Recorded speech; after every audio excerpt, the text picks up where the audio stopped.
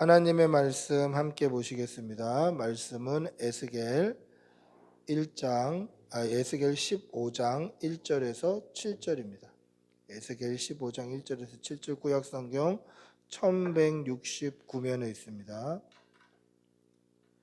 에스겔 15장 1절에서 7절입니다.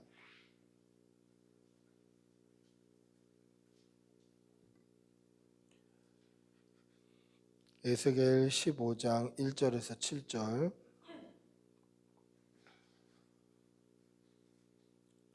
우리 천천히 한 목소리로 같이 읽겠습니다. 에스겔 15장 1절에서 7절입니다. 여호와의 말씀이 내게 임하여 이르시되 인자야, 포도나무가 모든 나무보다 나은 것이 무엇이랴? 숲속의 여러 나무 가운데에 있는 그 포도나무 가지가 나은 것이 무엇이랴? 그 나무를 가지고 무엇을 제조할 수 있겠느냐? 그것으로 무슨 그릇을 걸 못을 만들 수 있겠느냐? 불에 던질 땔감이 될 뿐이라. 불이 그 두 끝을 사르고 그 가운데도 태웠으면 제조에 무슨 소용이 있겠느냐? 그것이 온전할 때에도 아무 제조에 합당하지 아니하거든. 하물며 불에 살라지고 탄 후에 어찌 제조에 합당하겠느냐? 그러므로 주 여호와께서 이같이 말씀하셨느니라. 내가 숲을 가운데에 있는 포도나무를 불에 던져 땔감이 되게 한 것 같이 내가 예루살렘 주민도 그같이 할지라. 내가 그들을 대적한즉 그들이 그 불에 나가도 불이 그들을 사르리니 내가 그들을 대적할 때에 내가 여호와인 줄 너희가 알리라. 아멘. 할렐루야. 예전 가수 중에 이용이라는 가수가 있어요. 이용. 머리 빠글빠글 파마하고 안경 쓰고 그 이용이라는 가수가 1982년에 서울이라는 노래를 발표합니다.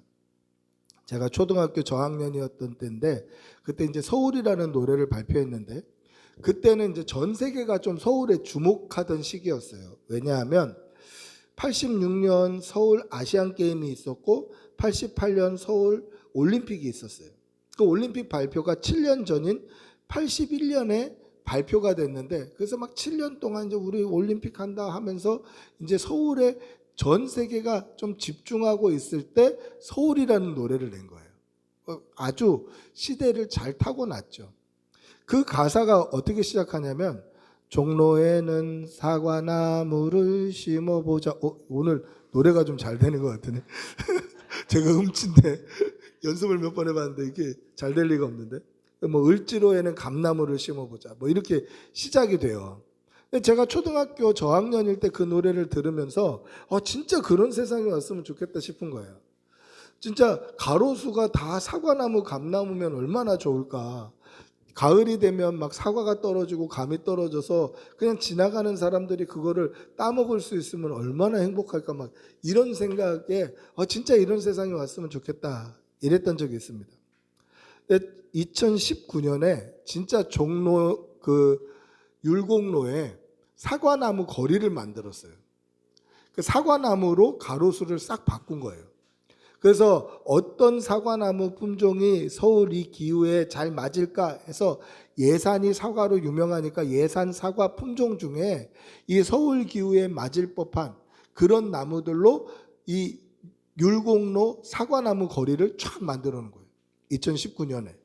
근데 아무리 제가 인터넷을 뒤져보고 이 말씀을 준비하면서 아무리 뉴스를 뒤져보고 심지어 챗 GPT까지 물어봤는데 그 사과 나무가 지금까지 있다는 기사가 아무 데도 없는 거예요.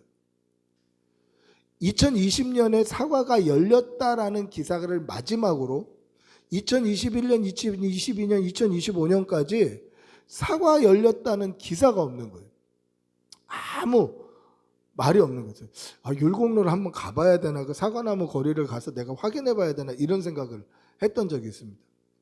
여러분, 만약에 사과 열매를 맺으라고 사과나무로 쭉 가로수를 만들어 놨는데 사과나무가 열매를 맺지 않으면 가로수로 사과나무를 심은 의미가 있을까요? 의미가 없죠. 그 노래 가사에 보면 을지로에는 감나무를 심어보자 하는데 감나무는 을지로에 심겨져 있지 않고 저희 교회가 있는 이 목감 지역에 감나무가 심겨져 있습니다. 목감이라는 지명의 뜻이 나무 목자 감자를 써서 감나무가 많은 지역이 목감 지역이었어요. 원래 여기가 감나무가 많은 지역이에요. 그래서 가로수를 감나무로 다 심어놨어요. 제가 이제 여름에 전도하러 다닐 때 이제 감 열매가 맺은 것을 보고 가을이 되면 저게 다 있겠다 했는데 여름이 더워서 그런지 다 떨어졌더라고요. 다 떨어졌어요. 노랗게 열매 맺은 감나무가 없어요.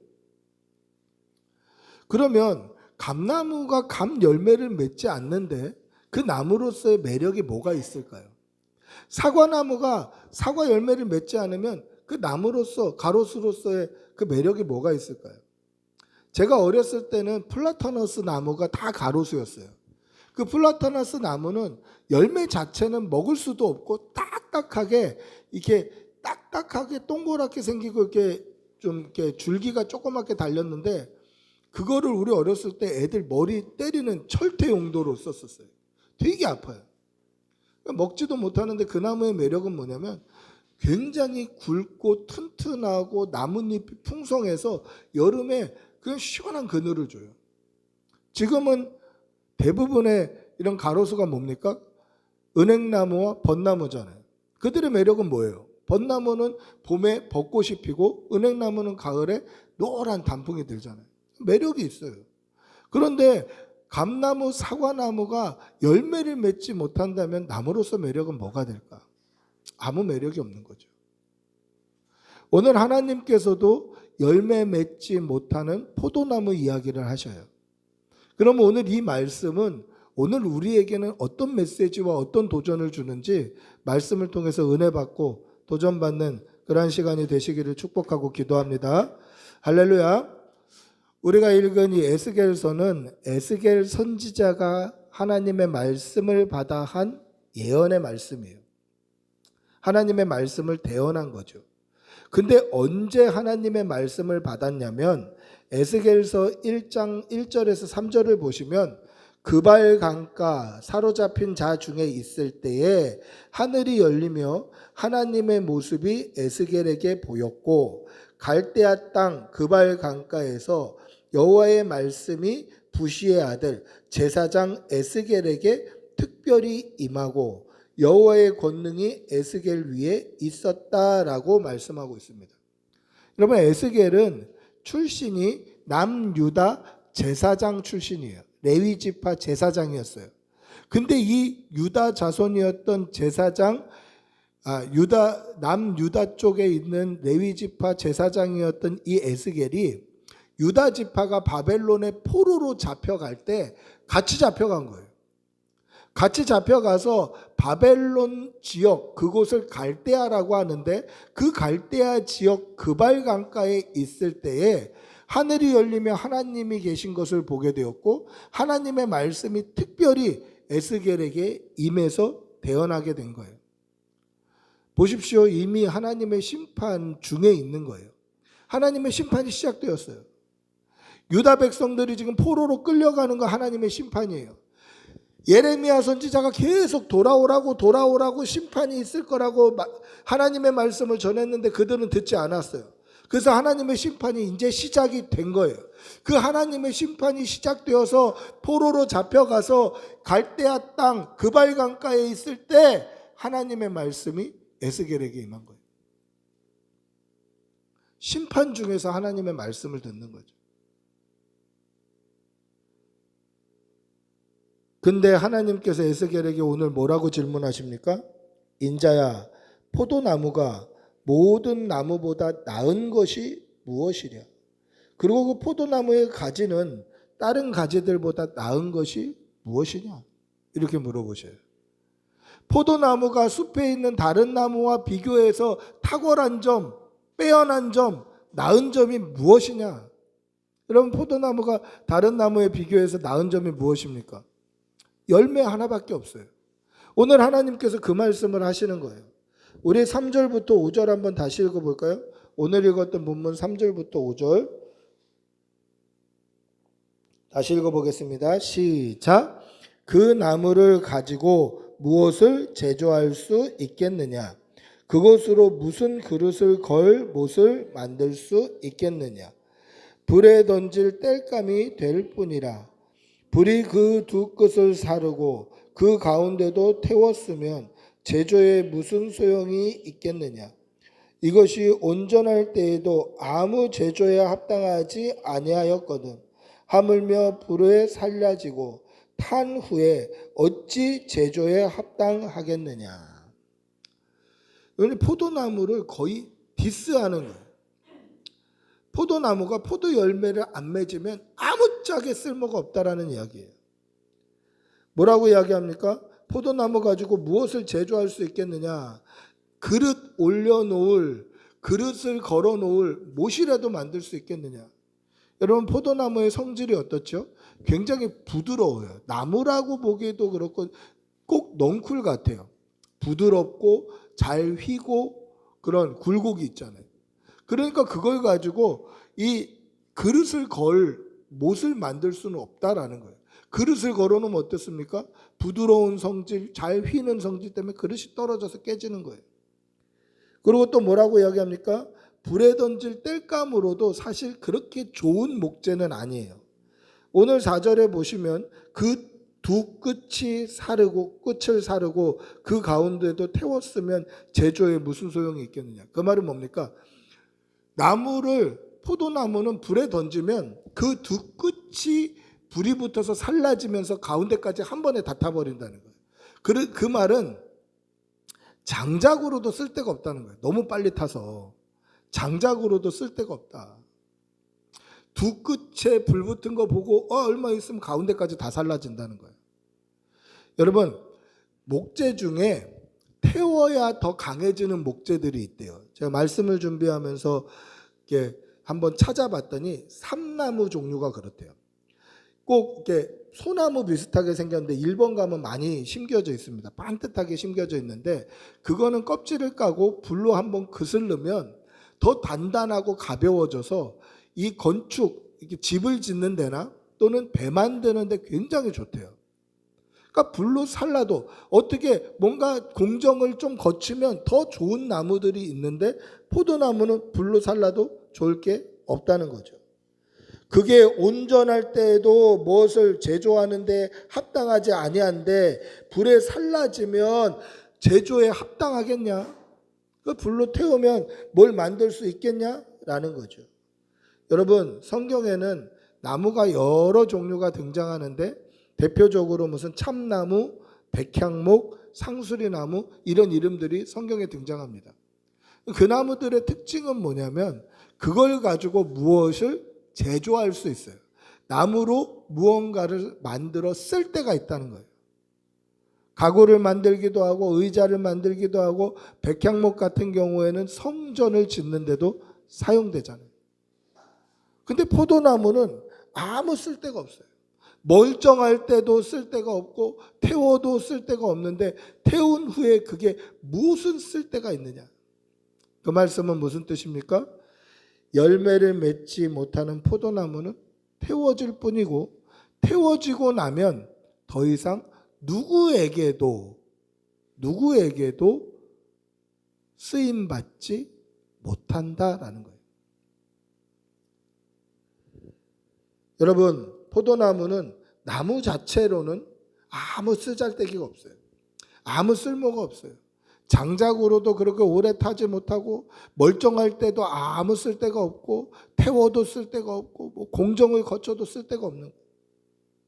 그러면 포도나무가 가장 다른 나무보다 나은 것이 무엇입니까? 포도나무 가지가 다른 나무 가지보다 유일하게 나은 것이 무엇일까요? 열매예요, 열매. 포도 열매를 맺기 때문에 포도나무는 탁월한 거예요. 포도 열매를 맺기 때문에 포도나무가 쓰임이 있는 거죠. 나무 자체로는 아무 볼 것도 없고 쓸데도 없고 장작으로도 안 되고 어떻게 공정을 거쳐도 아무짝에도 쓸모없는 그 나무가 유일하게 쓸모 있는 것은 포도 열매를 맺기 때문이다라는 것입니다. 하나님께서는 열매 맺지 못하는, 열매를 맺지 못하는 것이 아니었죠. 열매를 맺지 않으려고 했던 이스라엘 백성들을 가리켜서 포도나무다라고 얘기해요. 너희들이 열매 없는 포도나무다. 그리고 그들을 심판하시겠다라고 말씀하십니다. 오늘 읽었던 6절부터 7절 한번 읽어볼까요? 6절부터 7절, 6절 7절 다시 읽어보겠습니다. 시작. 그러므로 주 여호와께서 이같이 말씀하셨느니라. 내가 숲을 가운데에 있는 포도나무를 불에 던지어 땔감이 되게 한 것 같이 내가 예루살렘 주민도 그같이 할지라. 내가 그들을 대적한즉 그들이 그 불에서 나와도 불이 그들을 사르리니 내가 그들을 대적할 때에 내가 여호와인 줄을 너희가 알리라. 할렐루야. 하나님께서 열매 맺지 못하는 포도나무 같은 이스라엘 백성들을 땔감으로 불에 던지겠다 말씀하셔요. 그 말씀은 무슨 뜻입니까? 심판하신다는 거예요. 심판하신다. 근데 이 말씀이 무서운 이유는 지금 믿지 않는 자들을 향해서 심판하시겠다고 하시는 말씀이 아니라 6절에 보시면 뭐라고 되어 있습니까? 예루살렘 주민들도 그같이 하리라. 자신들이 믿고 있다고 생각하는 자들, 예루살렘 성전에서 하나님을 예배하고 하나님께 제사하고 제사장들과 서기관들과 그 선지자들의 말씀을 잘 듣는 그 거짓 선지자들이었죠. 예레미야 선지자의 말을 듣지 않았잖아요. 거짓 선지자들의 말을 청종하고 그러면서 스스로 나는 하나님의 백성이고 율법을 잘 지키고 믿음 생활 잘하고 있다라고 그렇게 여기고 있는 예루살렘 주민들을 그같이 하리라. 이게 무서운 말씀이에요.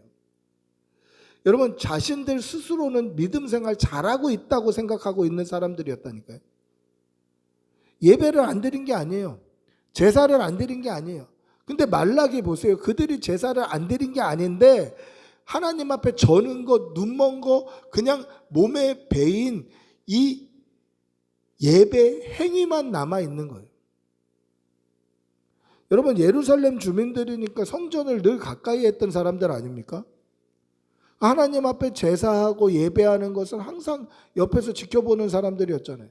그리고 예배드리고 제사드리러 가는 사람들은 항상 목격하는 사람들이었잖아요.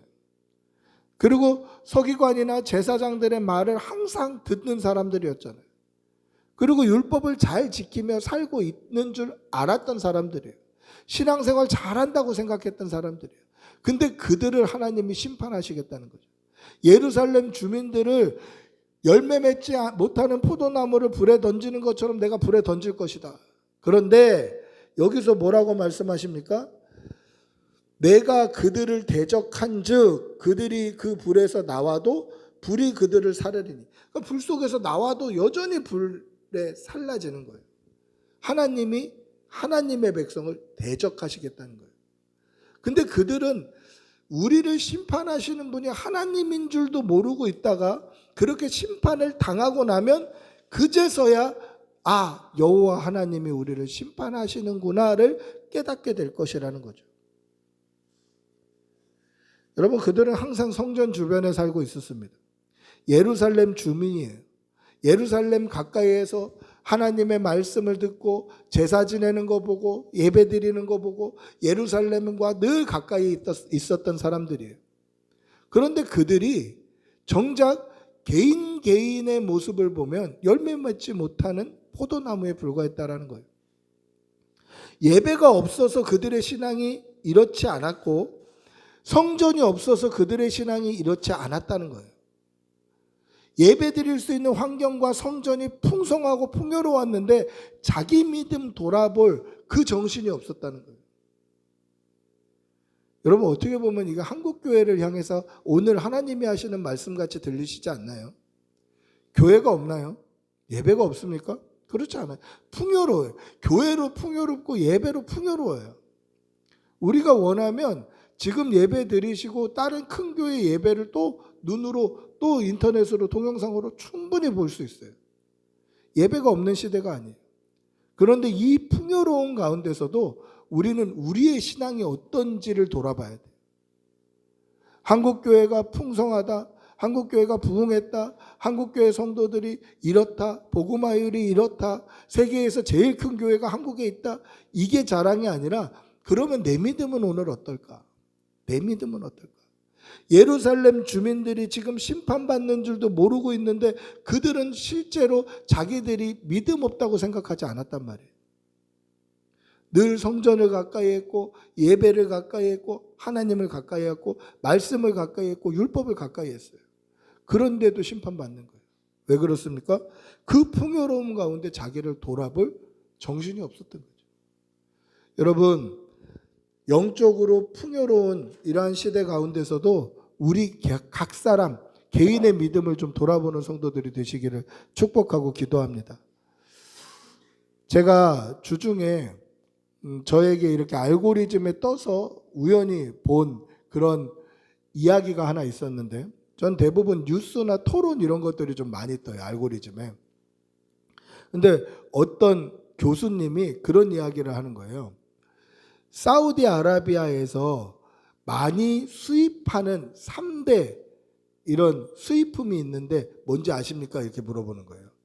근데 이거는 많이 수입한다고 그래서 많은 금액으로 수입한다는 뜻이 아니라 물량 자체가 많다는 거예요. 그러니까 금액적으로 많은 수입품들은 뭐 기계적인 것들, 이런 뭐 기술적인 것들이 훨씬 금액은 높지만 많이 수입하는, 물량적으로 많이 수입하는 것들이 있다는 거죠.